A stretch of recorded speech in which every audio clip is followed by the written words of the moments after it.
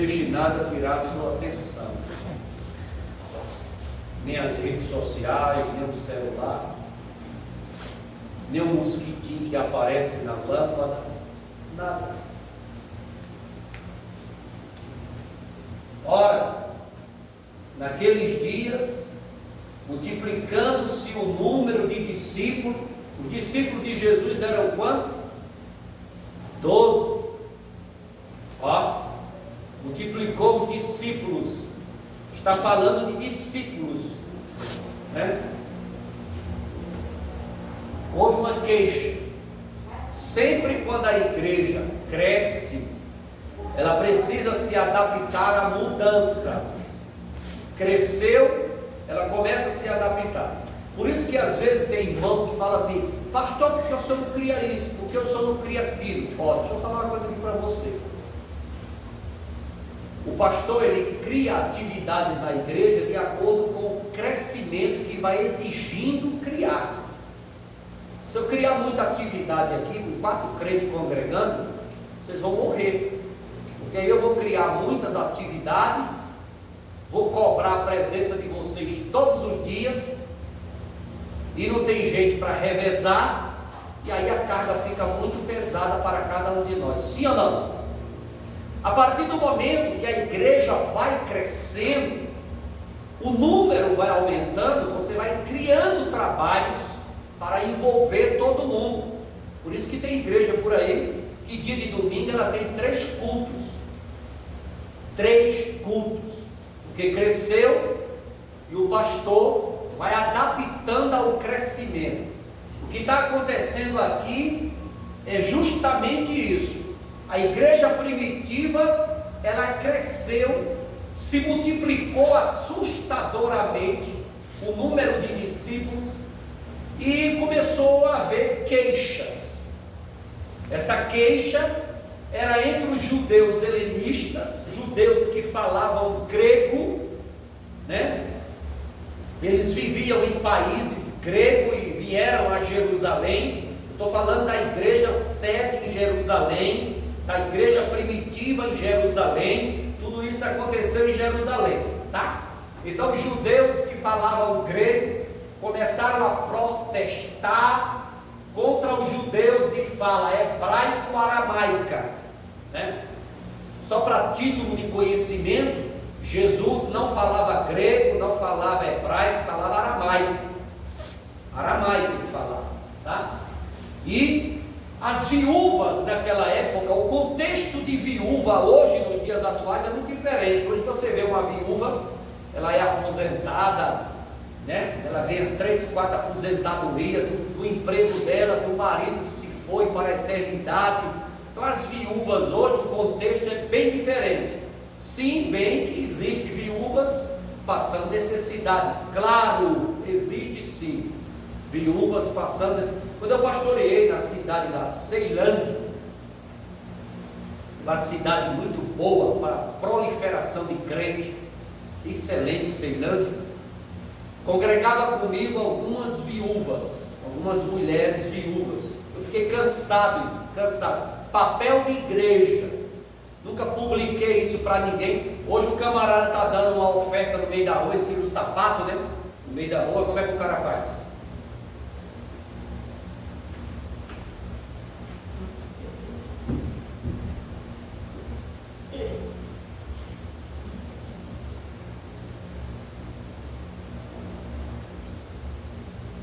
Aí chama o cara para calçar o sapato e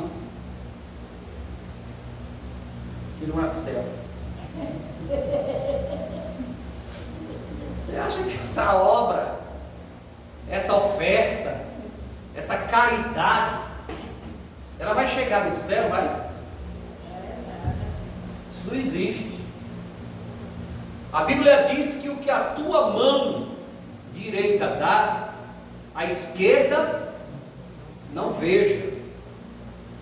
Então hoje existe muita ostentação com obra de caridade, obra social na igreja, virou uma maneira de, olha a obra social na igreja, virou isso aqui, ó. Não estou generalizando não, mas a maioria faz isso. Eu trabalhei com equipe de obra social na igreja. Coloquei uma mulher para tomar conta de cestas básicas. Ela levava a cesta básica para as pessoas. Com certeza, a gente recolhia 100, 150, mas 50 cesta básica ia para a família dela e para ela. Depois que eu descobri, eu digo, não, você não serve para fazer obra social. Obra social não é para isso. Obra social não é para você ser beneficiado, nem a sua família ser beneficiada. Obra social é para entregar quem está passando fome, necessidade. Obra social não é para ninguém estar subindo nas costas do pobre, do coitado, do miserável. Obra social é para você pegar o dinheiro, empregar verdadeiramente em obra social, aplicar na vida das pessoas necessitadas e prestar contas. Tem relatório? Quando fala prestação de contas, aí o cara cai fora. Por que ele cai fora? Porque ele não quer prestar contas. Porque tem fraude. E quem frauda não serve para fazer obra social. Então o que eles estavam pensando aqui era em obra social. O contexto de viúva aqui era verdadeiramente passar fome. E voltando às viúvas lá da Ceilândia, ela chegava para mim, eu falava para ela, olha irmã, eu sei que você é viúva, passa necessidade, a igreja não pode fazer muita coisa, mas uma conta de água, uma conta de luz, traga para cá. Ela trazia a conta de água, conta de luz, e a gente pagava e colocava no relatório da igreja. Paguei e pago, e faço isso. Só que eu não toco trombeta. E por não tocar trombeta, esse é o meu defeito. Você já chegou no supermercado, Cláudio? Tem lá ovo de pata, porque pato não põe, né? Mas tem ovo de pata lá no mercado, tem para vender, já viu? Não, né? Ela põe em silêncio. Você vê que a pata, ela põe e sai calada.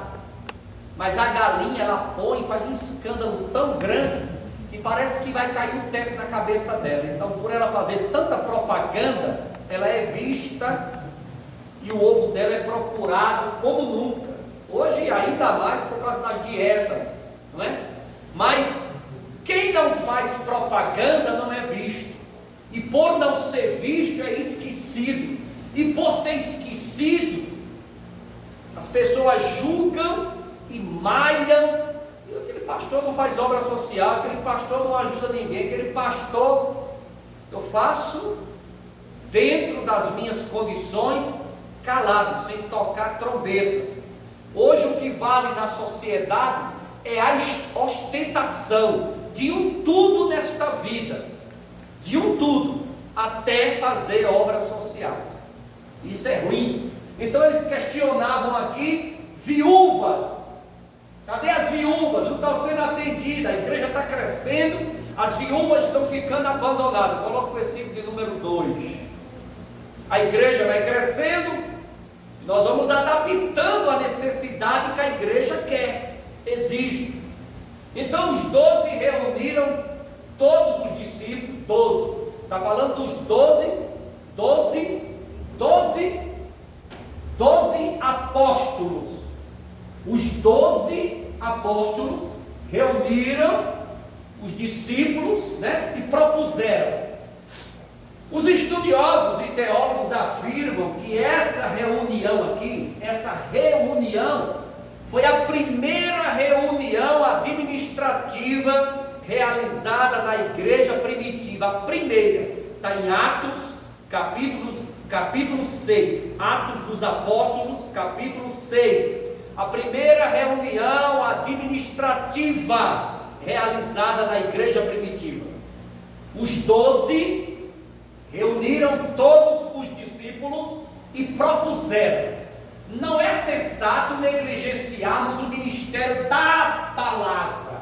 Veja que a Bíblia separa muito o ministério da palavra de Deus, a fim de servir à mesa.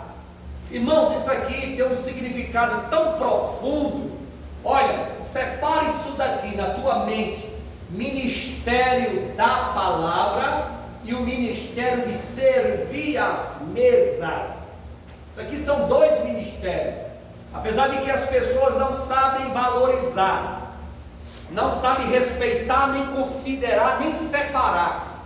O ministério da palavra ficava com quem? Os 12. O ministério de servir as mesas estavam com eles também. Então eles precisavam separar isso daí. Eles precisavam chamar pessoas voluntárias para trabalhar na obra de Deus, porque a igreja cresceu tanto que não tinha mais como ele fazer as duas coisas, né? Ministério da palavra com servir às mesas. Então existe esse ministério ainda hoje da igreja? Existe. Quando você fala servir às mesas, é servir na casa de Deus. Por exemplo, Cláudio chegou ali com a Ana Cláudia. Aí o irmão vai lá, né? Abraça ele, cumprimenta ele, né? Seja bem-vindo, tal, né? E tal, e recebe bem o irmão, e fala com o irmão. Ó, irmão, se precisar, ali tem uma água geladinha, ali é o banheiro masculino, aqui o banheiro feminino, viu, irmão? Fica à vontade, tranquilo. Se o ventilador estiver incomodando, o irmão fala, eu desligo, não tem problema. Então, isso é servir. Servir às mesas é servir a ovelha que está dentro da igreja, servir a ela. É quando o irmão, o telão aqui não está funcionando, aí você pega uma Bíblia ali, que está lá naquela estantezinha, traz para ele fazer parte da leitura da palavra, né?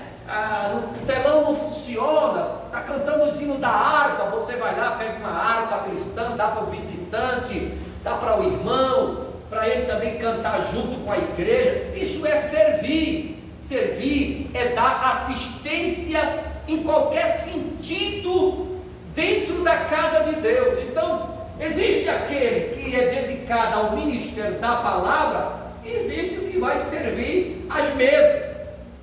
Pastor, todo mundo tem esse ministério da palavra? Claro que não. Deus separou alguns para o ministério da palavra, e Deus separou outros para servir às mesas. Tem gente que não tem nenhum dos dois desse ministério. Já tem outros que fazem os dois, tem outros que fazem ou faz o outro. Mas a igreja aqui, primitiva, no capítulo 6, deixa bem claro a diferença que há dos dois ministérios. Coloca o 3 aí. Portanto, irmãos, escolhei dentre vós 7 homens de bom testemunho, cheios do Espírito e de sabedoria, aos quais encarregaremos deste ministério. Qual é o ministério? Servir as mesas. Precisavam de pessoas para servir as mesas, servir na casa de Deus. Quando alguém vai, né, apaga a luz, desliga o ventilador, arruma um banco, fica na porta, ajeita uma coisa, ajeita outra, ele está servindo o quê? As mesas. Porque aqui na casa de Deus, na hora que está pregando a palavra, você está fazendo parte de um culto, mas espiritualmente esse culto, ele está alimentando a tua alma. Se ele alimenta, ele tem comida. Se tem comida, tem tudo a ver com mesas. Então a casa de Deus tem tudo a ver com um banquete espiritual, servindo as ovelhas, e todo o trabalho que você faz, você está servindo as mesas. Quando o evangelista Tiago está tocando ali, o presbítero Nascimento toca ali, eles estão servindo as mesas. Servindo as mesas é trabalhar na casa de Deus, é fazer a obra de Deus com carinho, com amor, voluntariamente, para que o culto funcione, para que a palavra venha a ser aplicada na vida das ovelhas, mas para que as ovelhas sente, escute, se alimente, porque a alma se alimenta pelo ouvido, o corpo físico se alimenta pela boca. Você agora está fazendo parte de um banquete, sendo alimentado pelo ouvido. Eu mandei uma foto para os irmãos no WhatsApp, eram umas 2 horas da tarde, e mandei uma foto da Bíblia, e mandei dizendo o seguinte: estou preparando a janta da noite, a janta espiritual, que era esta palavra. Alguns receberam. Isso aqui é um banquete espiritual. Então, servir as mesas é trabalhar na casa de Deus, seja qual for a sua função, seja qual for. Então, eles estavam procurando irmãos, 7 homens. O tema desta mensagem é 7 homens, só isso. 7 homens de quê? De bom testemunho, né? Para servir as mesas, você precisa dar bom testemunho. Cheio de quê? Irmão, quando você olha Espírito com E maiúsculo, está falando de quem? Do Espírito Santo. Espírito e de sabedoria, porque a pessoa que não tem sabedoria, ela não serve para servir as mesas, não serve. Você, para servir as mesas, tem que ter sabedoria, irmão, tem que fazer as coisas com sabedoria, senão você não coloca crente dentro da igreja, você coloca ele para fora, né? Os quais encarregaremos deste ministério. Que ministério? Servir as mesas. E o versículo 4: quanto a nós, que está falando, são aqui os 12 apóstolos. Quanto a nós, nos devotaremos à oração e ao ministério da palavra. Então aqui agora apareceu outro ministério. Qual foi o ministério que apareceu aqui?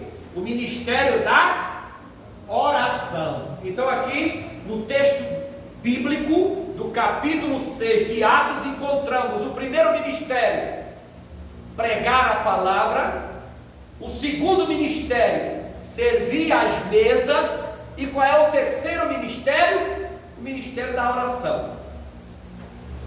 Sempre a igreja que não dorme, sempre quem organiza tudo na igreja que não dorme é o evangelista Marcelo. Ele é quem fica com essa dor de cabeça aí, essa perturbação, organizando uma coisa, organizando outra. Quando surge o jejum, o evangelista Marcelo entra organizando os irmãos para a igreja que não dorme. Ele está trabalhando no ministério de quê? No ministério da oração. É o ministério da oração que ele está trabalhando, a igreja que não dorme. Ele está trabalhando no ministério da oração. Então, tem o ministério da oração, tem o ministério da palavra, que é pregar, ensinar. Hoje o Nascimento estava aqui dando uma aula de escola dominical, por sinal foi uma aula excelente, né? Então ele estava trabalhando em que hoje aqui, o presbítero Nascimento, ministério da palavra, e o ministério de servir as mesas. Então tem o ministério da palavra, tem o ministério da oração e tem o ministério de servir as mesas. Vamos lá? Sim. Tal proposta agradou a todos na reunião, a primeira reunião administrativa da igreja primitiva em Jerusalém. Está no capítulo 6 de Atos dos Apóstolos. Tal proposta agradou a todos. Então escolheram quem? Estevão, homem cheio de fé e do Espírito Santo. Então Estevão era o quê? Cheio de fé e cheio do Espírito Santo. Além de Filipe, Prócoro, Nicanor, Timon, Parmenas e Nicolau. Quantos homens tem aqui? 1, 2, 3, 4, 5, 6, 7. Um convertido ao judaísmo proveniente de Antioquia. Está falando, deve ser o Nicolau, convertido ao judaísmo proveniente de Antioquia. Então apresenta aqui 7 homens. Por que 7, pastor? E eu sei, porque 7 é um o número da perfeição, não é o número da mentira, como o diabo fala aí lá fora. 7 é o número do mentiroso, da mentira, isso é tudo balela. A Bíblia diz que 7 é o número da perfeição. Então, Estevão. Agora observe uma coisa aqui: de Filipe, de Prócoro, de Nicanor, de Timão, de Pâmela e Nicolau, um convertido ao judaísmo proveniente de Deus. O único exclusivo que a Bíblia enfatiza é Estevão. Estevão era o quê? Cheio de fé e do Espírito Santo. Então os outros tinham fé? Tinha, mas não era cheio. Os outros tinham o Espírito Santo? Tinha, mas não era cheio do Espírito Santo. A Bíblia está dizendo que quem era cheio de fé e do Espírito Santo era só Estevão. O restante, aqui eu derrubo uma tese da Assembleia de Deus,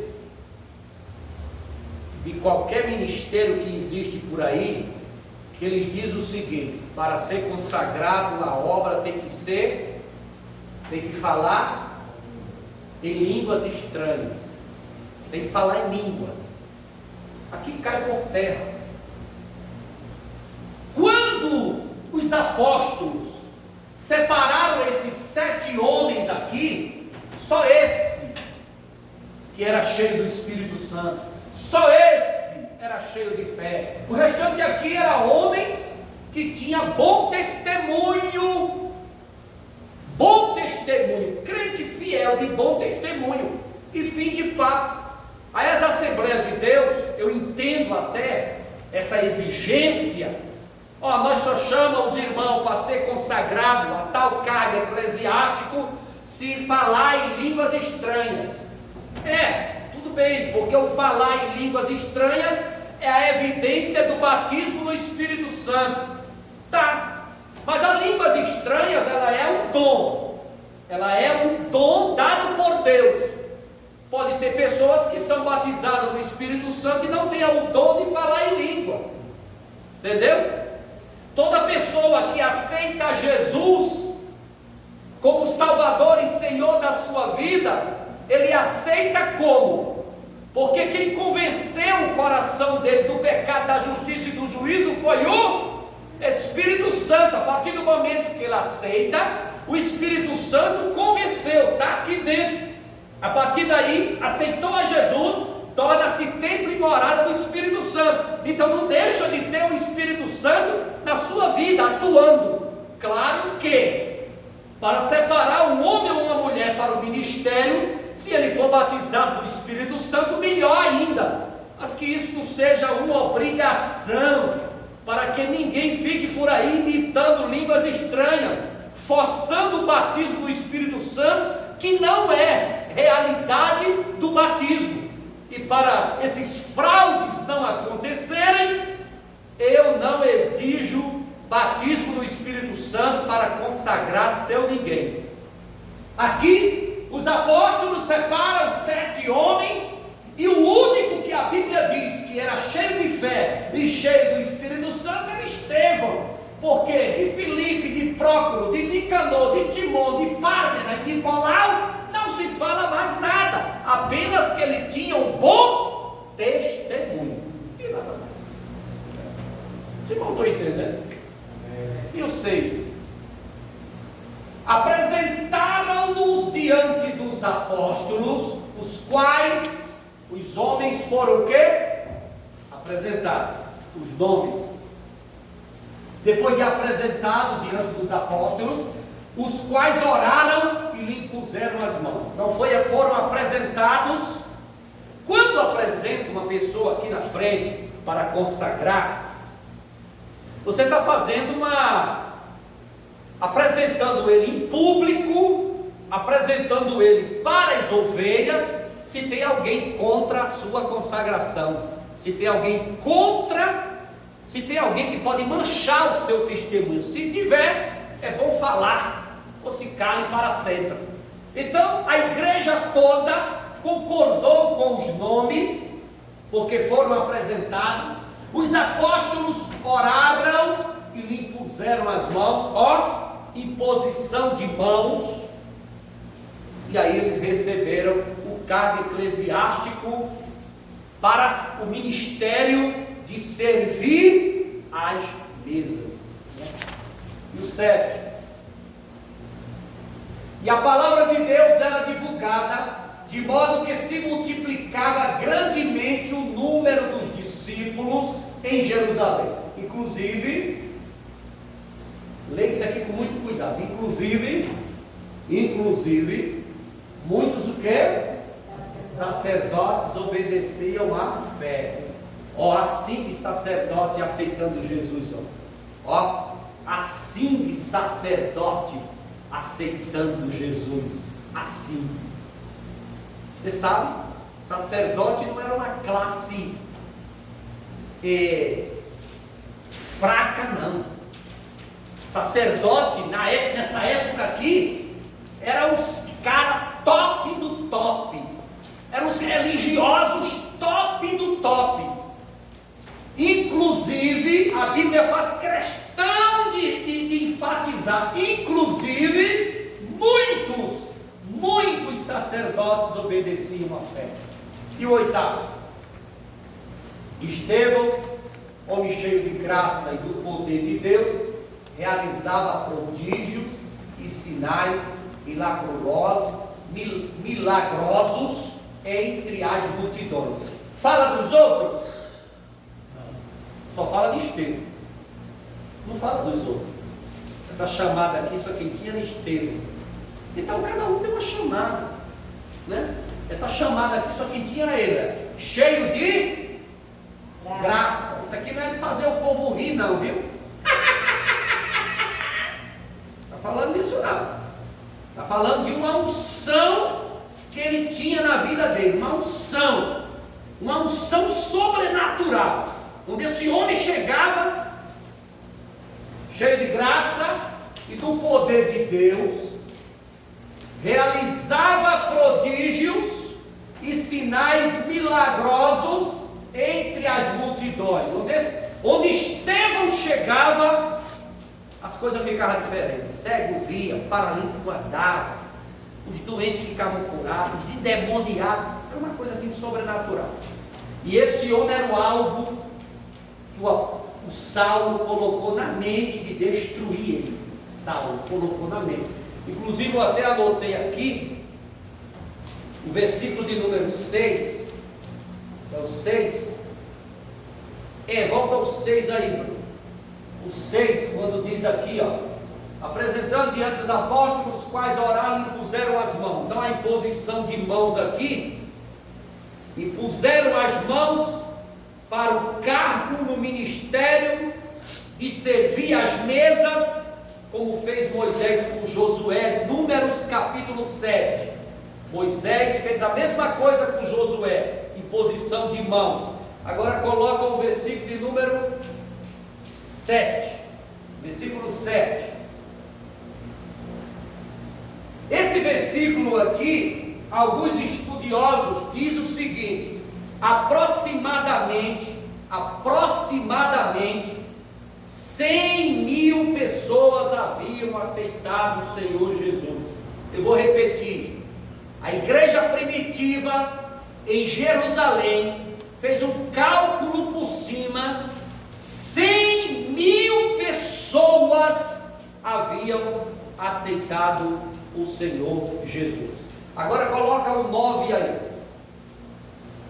Estava no 8, agora o 9. Entretanto, levantaram-se alguns que pertenciam à chamada Sinagoga dos Libertos. Como é o nome da sinagoga? Sinagoga dos Libertos. Era uma sinagoga que existia em Jerusalém. Esses libertos eram uma classe de judeus que estavam presos pelos romanos, e depois os romanos libertaram eles, e eles ficaram conhecidos como os libertos. Então, por ser conhecidos como judeus libertos da prisão, criaram uma sinagoga chamada Sinagoga dos Libertos. Igual hoje, o povo abre igreja e coloca lá, né, puleiro de anjo, cuspe de Sara, costela de Adão. Olha lá, dos judeus de Cirene e de Alexandria, Tudo é sinagoga, tá? Assim como das províncias da Cilícia e da Ásia. Esse nome aqui para você, não lembra alguém não? Cilícia e da Ásia. Cilícia, lembra alguém? E estes homens começaram a discutir qual era esse homem, porque ele era cheio de fé, cheio do Espírito Santo, operava maravilhas, milagres, tinha uma retórica impecável, uma oratória fora do comum, pregava como nunca. Ele se destacou, e todas as pessoas que se destacam, o diabo vira os canhão para o lado dele. É assim ou não?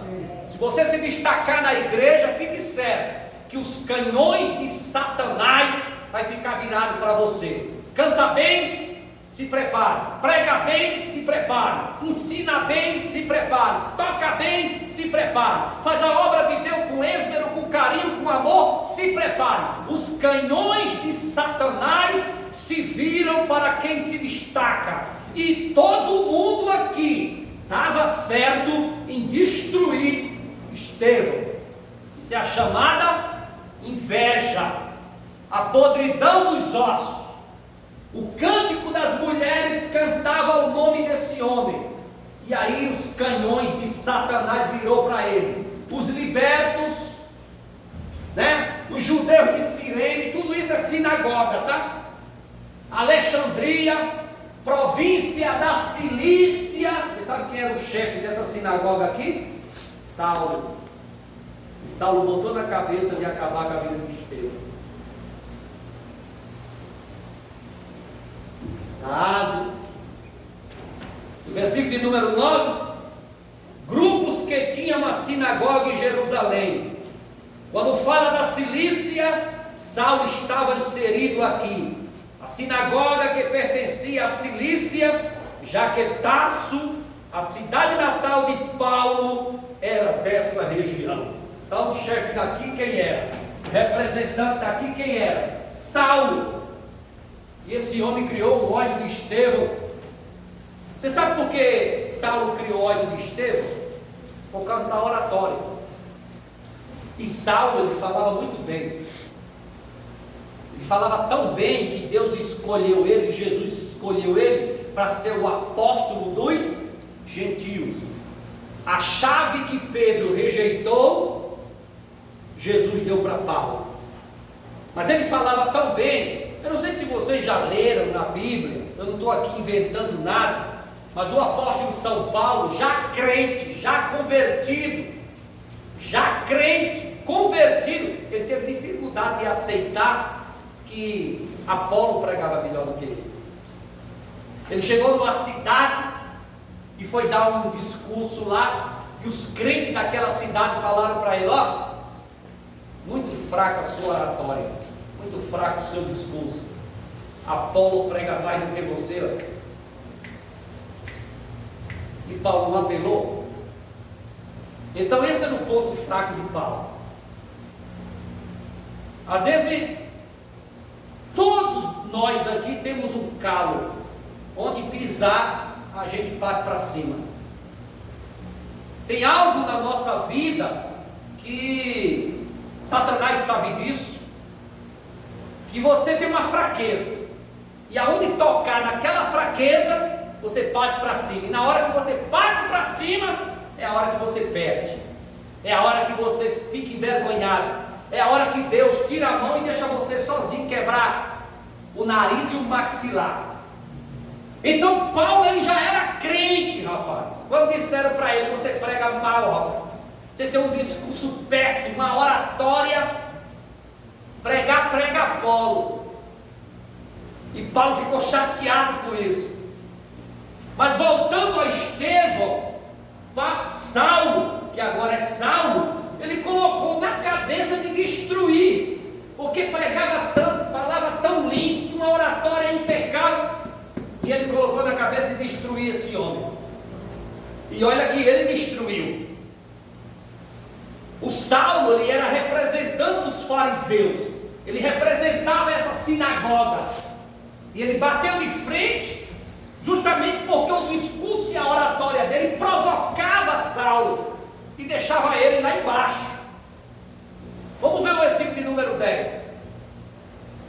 Contudo, não podiam resistir à sabedoria e ao Espírito Santo com que ele argumentava. Está falando de quê? De Estevão. E isso aqui irritava Paulo, porque Paulo, ele queria ser líder, como foi. Mas o ponto fraco dele era dizer que o discurso dele era mais fraco do que o de fulano. E o 11: sendo